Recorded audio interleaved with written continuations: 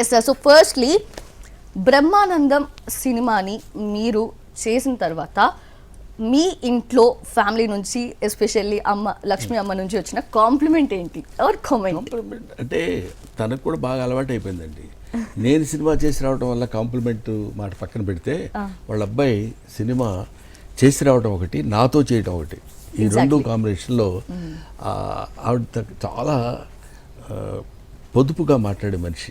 ఎక్కువ చాలా బాగుందిరా సినిమా చూశాను, భలే చేసావురా నువ్వు, నాన్నగారితో బాగా చేసావే, ఇట్లాంటి ఆ సౌండింగ్ ఉండదు. నేను చూడగానే బాగుందండి, బాగా చేశాడు వాడు అని, అది మ్యాక్సిమం అప్రిషియేషన్.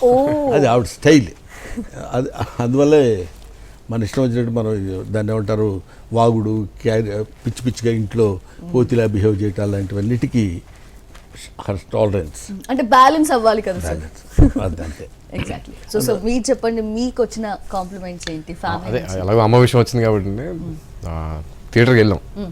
ఫ్రైడే నైట్ వెళ్ళి సినిమా చూస్తే మామూలు యూజువల్లీ చాలా తక్కువ అలా రియాక్ట్ అవటం అనేది. ఇలా రారా అన్నారు, దగ్గర పిలిచి ఒక ముద్దు పెట్టుకున్నారు. I think that is very very special అండి. దట్ ఈస్ దేర్ ఇన్ నా ఫోటో ఉంది. ఓకే, అంటే రీసెంట్ టైమ్స్ లో అదేనా సార్? రీసెంట్ టైమ్స్ లో అదే అండి.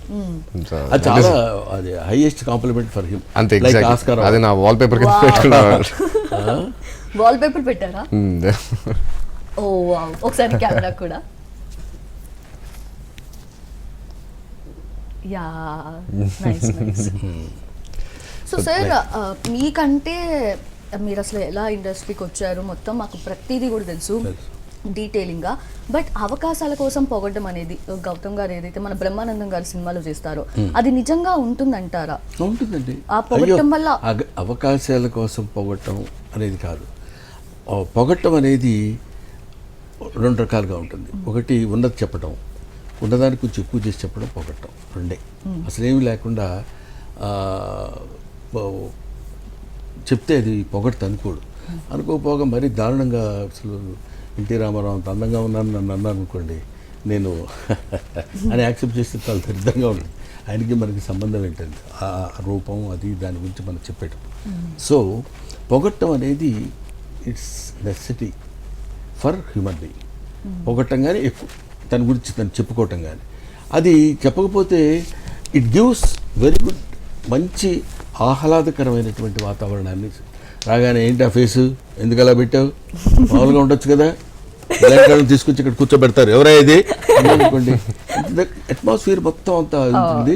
తర్వాత అలా మాట్లాడుతున్నప్పుడు ఫేస్ కూడా ఏంటిది అన్నప్పుడు చూడండి నా ఫేస్ ఎలా ఉందో. So if you give negative expression you will become ugly.